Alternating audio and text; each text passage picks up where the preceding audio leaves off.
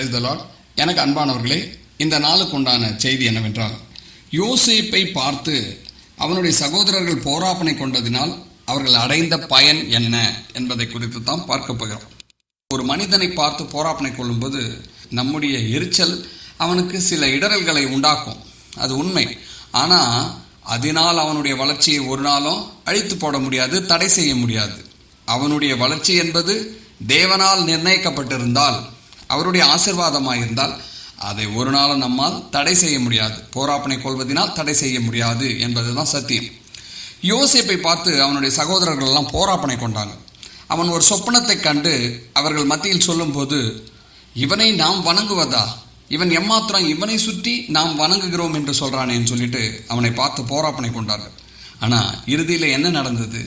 யோசேப்பின் இடத்தில் வந்து தாழ பணிந்து அவனுடைய கைகளினால் தங்கள் ஜீவனத்தை நடத்தினார்கள் என்பதை வேதத்தில் பார்க்கிறோம்.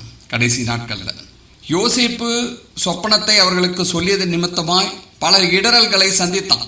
அவனை குழியில் போடுறாங்க, எடுத்து திருப்பி இஸ்மாவேல் கூட்டத்தார் இடத்துல விட்டு போடுறாங்க, பல காரியங்கள் நடக்குது. ஆனாலும் முடிவு யோசேப்பை உயர்த்தும் விதமாய் தான் இருந்தது. தேவன் தீர்மானித்தது நிறைவேறியே தீர்ந்தது. ஒரு நாளும் யோசேப்பினுடைய வளர்ச்சியை அவனுடைய சகோதரர்களால் தடை செய்ய முடியாது. ஏனென்றால் இதை தீர்மானித்திருக்கிறது தேவன்.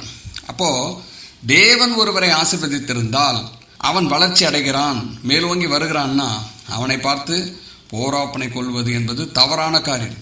அது நிமித்தமாய் அந்த மனிதனுக்கு எந்த துன்பமும் இல்லை, போராப்பனை கொண்டவர்களுக்கே துன்பம் நேரிடும் என்பது யோசேப்பும் அவன் சகோதரர்களும் நிமித்தமாய் நாம் கற்றுக்கொள்கிற பாடமாக இருக்கிறது.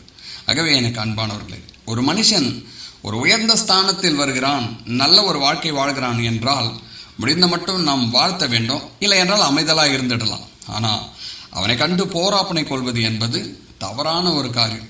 தேவன் நமக்கு எது சரி என்று தீர்மானித்திருக்கிறாரோ அதை நமக்கு கொடுப்பார். பிறருக்கு எதுவென்று அவர் தீர்மானித்திருக்கிறாரோ அதை அவர்களுக்கு கொடுப்பார். ஆகவே ஒருவரை கண்டு நாம் போராப்பனை கொள்வதோ எரிச்சல் அடைவதோ தகாத காரியம், அது தேவனுக்கு விருப்பமில்லாத காரியம் என்பதுதான் இந்த நாளுக்குண்டான செய்தி. ஒருவரையும் கண்டு போராப்பனை கொள்ளாமல் தேவனுக்கு பிரியமானவர்களாய் நடப்போமாக. ஆமென்.